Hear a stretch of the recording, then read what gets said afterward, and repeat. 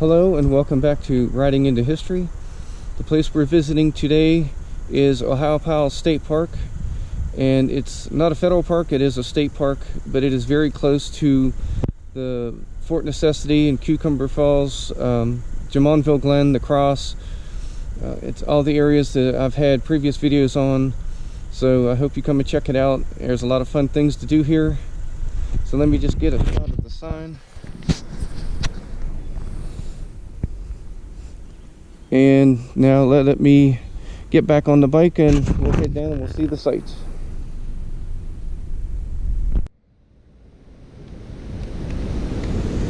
Okay, I'm back.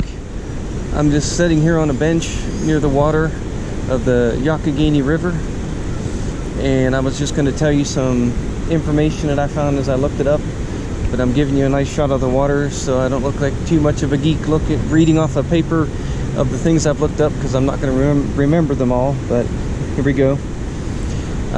From what I found, the lands have been traversed since the 1750s during the French and Indian War, and in the park consists of 20,500 acres, and it was established in 1965.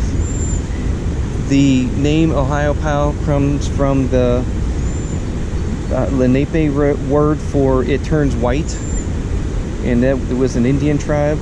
The park was declared a national natural landmark in 1973. The first inhabitants here were the Monongahela clan, and they, as the Europeans settled this area, they disappeared, so I'm not sure. It didn't say whether it was from assimilation into other tribes, disease, death, or if they just moved on. It didn't specify. But later on, the Shawnee, the Lenape, and the Seneca were here around the time of the French and Indian War in the 1750s. And after the 7 Years' War was over, those tribes were dispersed and gone from the area as well. In 1871, the railroads reached Ohiopyle, and the people from the Pittsburgh area were able to ride the train for $1 round trip to come from Pittsburgh to here to spend the weekend, rest and relax, and then to go back home to their jobs. I'm going to take a tour around. If you can see across the water to the other side, I'm going to take a tour and to show you the hotel that was here for those visitors coming from Pittsburgh. Let me see. What was the downfall of the hotel was the invention of the automobile, which killed the railroads, because then people could get in the car and go any direction they wanted. They had more freedom. Some of the fun things to do here, other than just sitting in the grass in the shade and relaxing and listening to the water, there are many hiking trails. It's famous for bicycling.